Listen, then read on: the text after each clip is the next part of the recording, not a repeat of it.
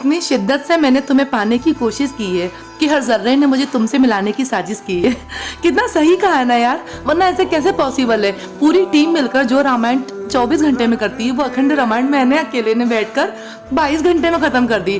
खैर भगवान जी के साथ साथ दीदी ने कभी साथ दिया, कभी झलक ने साथ दिया, कभी इन्होंने साथ दिया। साथ में सासू माँ ने बैठ के रामायण का आनंद लिया। सबसे पहला ब्रेक लिया था मैंने शाम को 6 बजे। उठ के मैंने बनाया साबूदाना, अपनी एक बनाई कॉफी, इसके बाद साड़ी को चेंज करके वापस से आगे रामायण पढ़ने के लिए। मेरी खुशी और एक्साइटमेंट का अंदाजा आप मेरी हरकतों से लगा सकते हैं, क्योंकि रात हो गई थी तो सब सोने लग गए थे। अब इसके बाद इनने मुझे 1 घंटे के लिए भेजा ब्रेक के लिए, लेकिन मुझे नींद नहीं आई। रात का एक पहर ऐसा भी था जिस टाइम पे सिर्फ मैं और मेरा दीपक साथ में जग रहे थे, बाकी सब सो चुके थे। सुबह के 3:30 बजे दीदी बैठी रामायण के लिए और मुझसे कहा अब रेस्ट कर लो। मुझे फिर भी नींद नहीं आई। कॉफी बनाई, दीदी की चाय बनाई, नहा के आई और फिर से चली गई रामायण जी पढ़ने।